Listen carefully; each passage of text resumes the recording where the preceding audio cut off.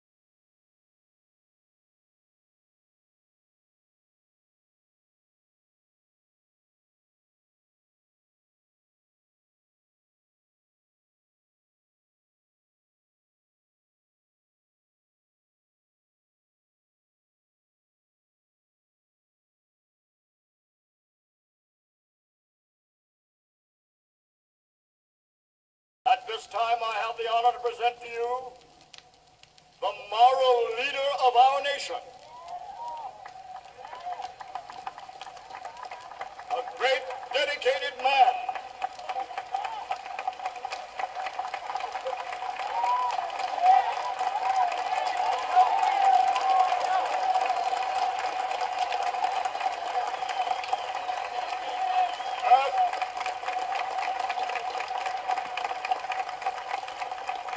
a philosopher of a non-violent system of behavior in seeking to bring about social change, for the advancement of justice and freedom and human dignity, I have the pleasure to present to you Dr. Martin Luther King, Jr.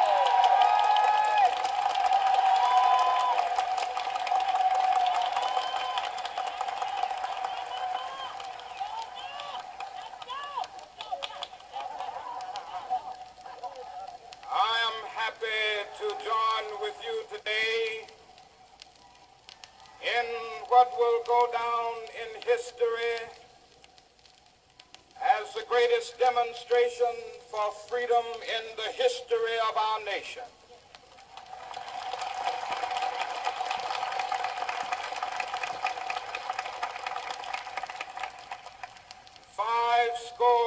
Years ago, a great American in whose symbolic shadow we stand today signed the Emancipation Proclamation. This momentous decree came as a great beacon light of hope to millions of Negro slaves who had been seared in the flames of withering injustice. It came as a joyous daybreak to end the long night of their captivity. But 100 years later, the Negro still is not free. 100 years later, the life of the Negro is still sadly crippled by the manacles of segregation and the chains of discrimination. 100 years later, the Negro lives on a lonely island of poverty in the midst of a vast ocean of material prosperity. 100 years later, the Negro is still languished in the corners of American society and finds himself in exile in his own land. So we've come here today to dramatize a shameful condition.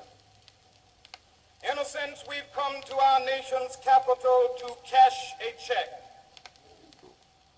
When the architects of our republic wrote the magnificent words of the Constitution and the Declaration of Independence, they were signing a promissory note to which every American was to fall heir. This note was a promise that all men, yes, black men as well as white men, would be guaranteed the unalienable rights of life, liberty, and the pursuit of happiness. It is obvious today that America has defaulted on this promissory note insofar as her citizens of color are concerned. Instead of honoring this sacred obligation, America has given the Negro people a bad check, a check which has come back marked insufficient funds.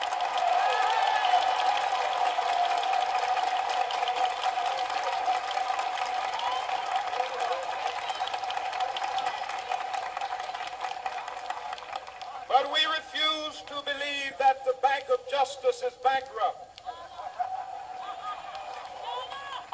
We refuse to believe that there are insufficient funds in the great vaults of opportunity of this nation.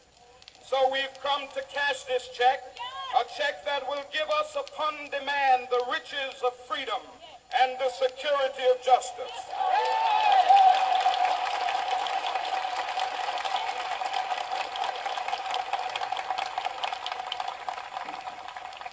have also come to this hallowed spot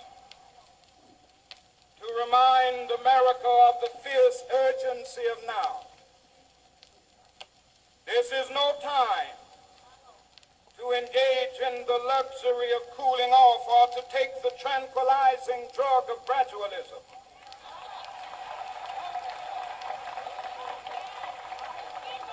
Now is the time to make real the promises of democracy.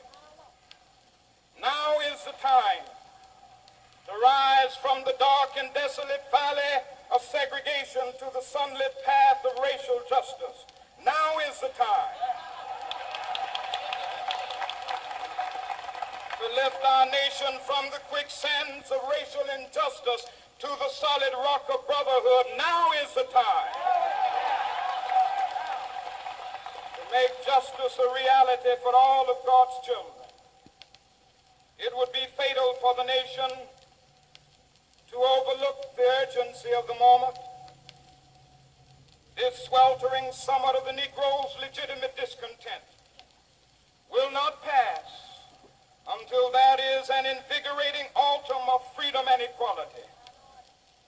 1963 is not an end, but a beginning. Those who hope that the Negro needed to blow off steam and will now be content will have a rude awakening if the nation returns to business as usual.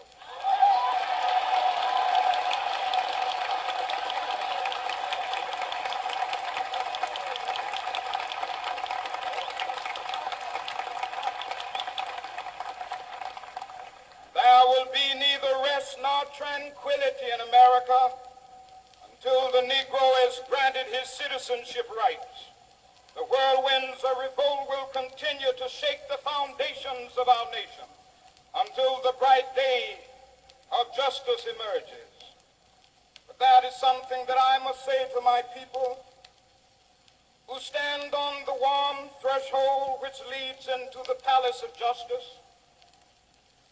In the process of gaining our rightful place, we must not be guilty of wrongful deeds. Let us not seek to satisfy our thirst for freedom by drinking from the cup of bitterness and hatred.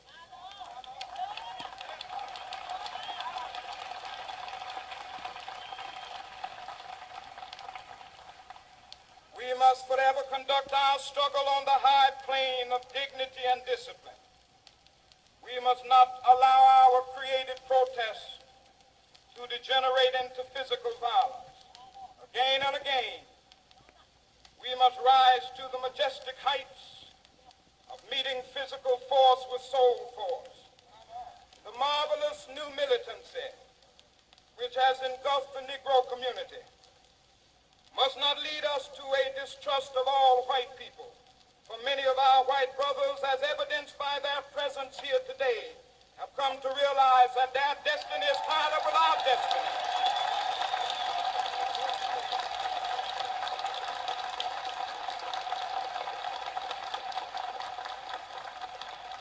They have come to realize that their freedom is inextricably bound to our freedom. We cannot walk alone.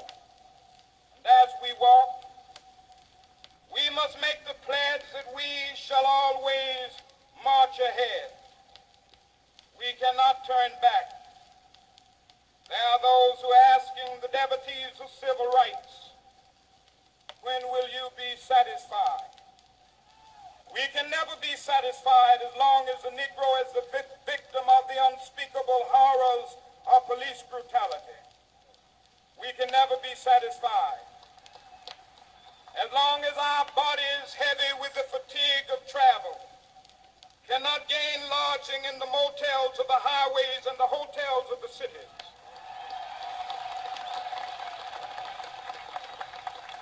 We cannot be satisfied as long as the Negro's basic mobility is from a smaller ghetto to a larger one. We can never be satisfied as long as our children are stripped of their selfhood and robbed of their dignity by signs stating for whites only.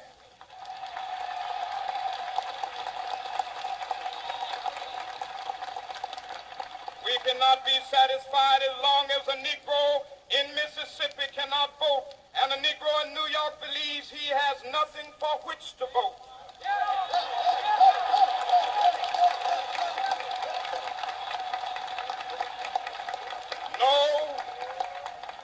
No, we are not satisfied, and we will not be satisfied until justice rolls down like waters and righteousness like a mighty stream.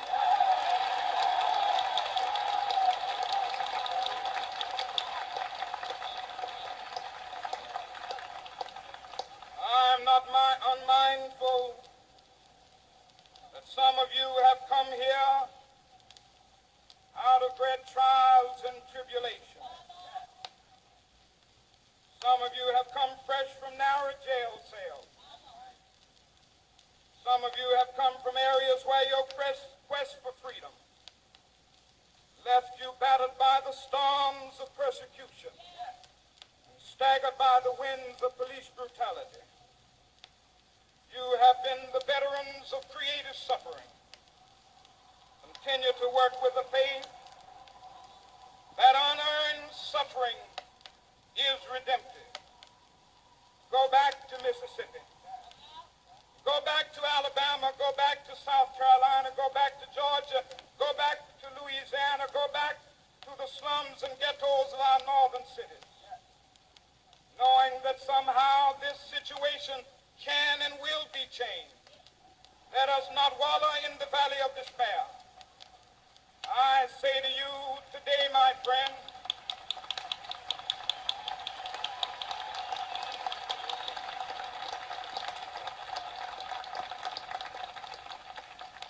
so even though we face the difficulties of today and tomorrow, I still have a dream.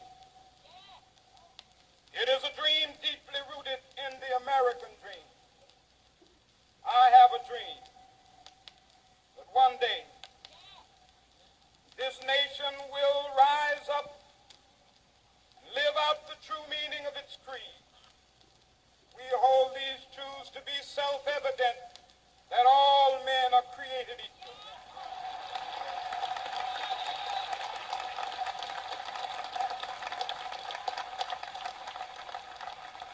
I have a dream that one day on the red hills of Georgia, sons of former slaves and the sons of former slave owners will be able to sit down together at the table of brotherhood. I have a dream that one day, even the state of Mississippi, a state sweltering with the heat of injustice, sweltering with the heat of oppression, will be transformed into an oasis of freedom and justice. I have a dream. My four little children will one day live in a nation where they will not be judged by the color of their skin, but by the content of their character. I have a dream today.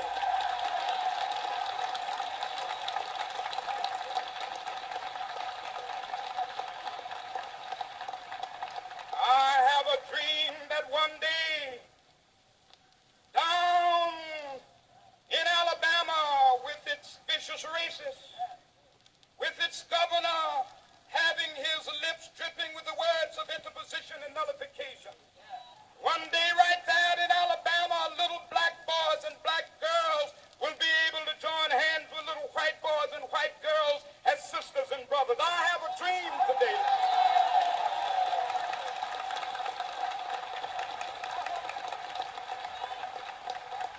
I have a dream that one day every valley shall be exalted. Every hill and mountain shall be made low. The rough places will be made plain, and the crooked places will be made straight. And the glory of the Lord shall be revealed, and all flesh shall see it together. This is our hope. This is a faith that I go back to the South with. With this faith, we will be able to hew out of the mountain of despair a stone of hope. With this faith, we will be able to transform the jangling discords of our nation into a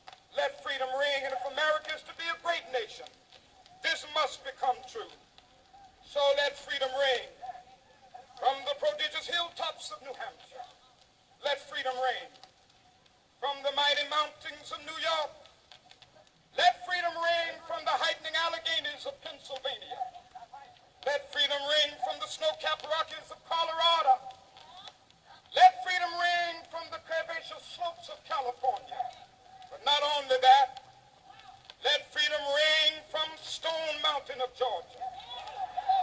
Let freedom ring from Lookout Mountain of Tennessee. Let freedom ring from every hill and molehill of Mississippi, from every mountainside. Let freedom ring, and when this happens, when we allow freedom ring